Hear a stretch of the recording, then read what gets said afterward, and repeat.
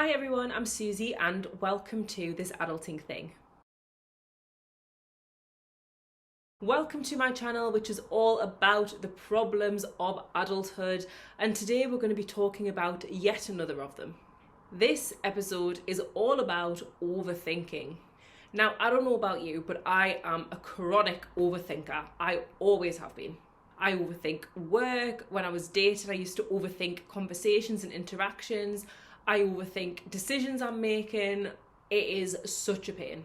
Back when I was younger, I think, how free was I when I was like a kid at school? Overthinking never came into it. There was never really anything to properly stress about. And then suddenly as an adult, there's like a million and one things that you need to keep on top of and sort out. And then suddenly this nice, calm, zen mentality turns into this overthinking, crazy situation. I think the main reason for my overthinking is because I always want to make sure that I'm doing the right thing. Even when it comes down to booking a holiday, I'm like going through all of the hotels, going through all the options because I'm worried that there could be something better that I'm missing. Am I definitely making the right decision? If I come up with something new for my business, I'm kind of analysing all the pros and cons, and honestly, sometimes it's just exhausting to put your mind through this kind of intense thought process all the time. I don't even really think there's a cure for overthinking, not as far as I know. I guess maybe like meditation and mindfulness can help slow your mind down and chill. But for me, I feel like to an extent it's just how I'm wired. I will hold my hands up and say I am not a go with the flow kind of person. It's just not me. I will go with the flow if you tell me when the flow will be, what time the flow is starting, and when I can get off the flow.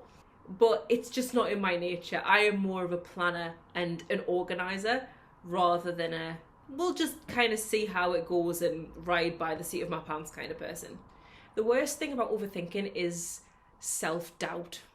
I think I overthink a lot of things because I'm doubting whether it's something that I can do.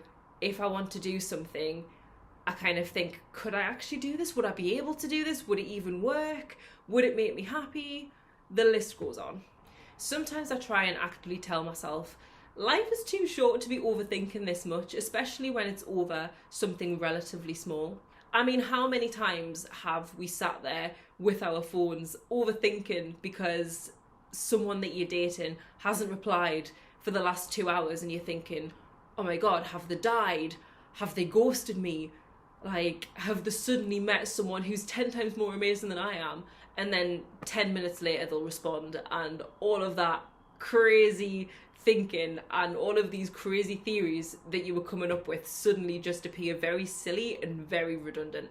A lot of overthinking comes from the pressure we put on ourselves to make sure that things are right. So you do kind of go over things a lot in your head. And for some things, yes, 100% you need to think them through. But overthinking is definitely more of an adulting thing. It's not to say that you couldn't overthink things when you were younger, but suddenly you start to see more risks. You start to worry more about your future, about your happiness. And whereas maybe when you were younger, it was a case of, oh, I'll just kind of see how it goes and take a chance. When you're older, these decisions are a lot bigger. It's not just as simple as seeing what happens. Sometimes you really need to figure out if it is actually the right thing to do. The frustrating thing is when I think of all the things that I've probably spent so much time overanalyzing and overthinking, that is serious time that I could have probably used for something way more productive.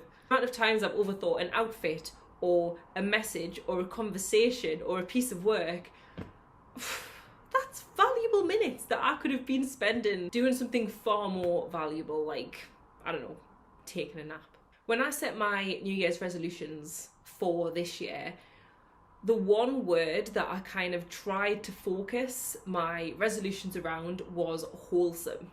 And it sounds really cringe, but that was the word that I chose. The word was wholesome because I wanted to make sure that everything I was doing, the decisions I was making, kind of fed into that.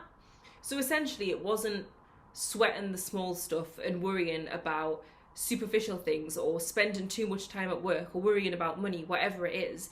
It was about focusing on more wholesome things that would bring more happiness and more meaning to my life, I suppose. For example, spending more quality time with my friends and family, or traveling a bit more, seeing more places. That's something I've always really wanted to do, and to me that kind of encompasses the word wholesome. If you think of that word wholesome, you don't think about sitting stressing over a text. You don't think about worrying about sending an email or something like that. You think about really valuable activities and experiences. So that was my attempt. New Year was my attempt to reduce that stress, reduce that overthinking, and make more time for self-care, make more time for things that would bring more benefit into my life. And I would say so far I've been doing fairly well. There still has been a bit of overthinking, obviously, but it has been significantly reduced. I think what can help me as well is getting some perspective. Sometimes I will lose perspective. I think we all lose perspective. You'll have those days and you'll come home and you'll be like, oh, my life is awful. I hate my job. I hate this. I hate that. And it's very, very negative.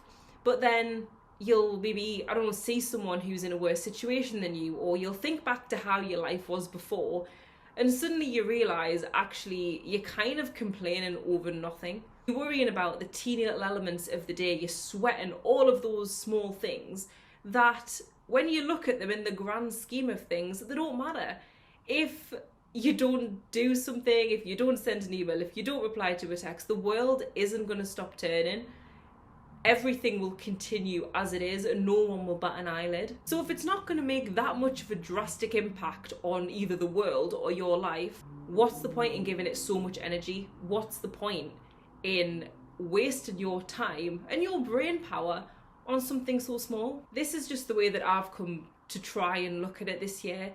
This is how I've tried to make my thought processes more meaningful and less stressy, and that's why I've tried to focus more on wholesome things that make me happy and things that really matter, rather than spending too much time worrying about the things that don't, because ultimately life is just too short for that.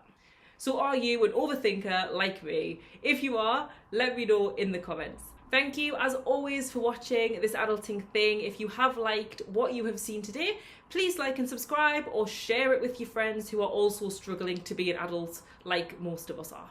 Take it easy and I will see you next time.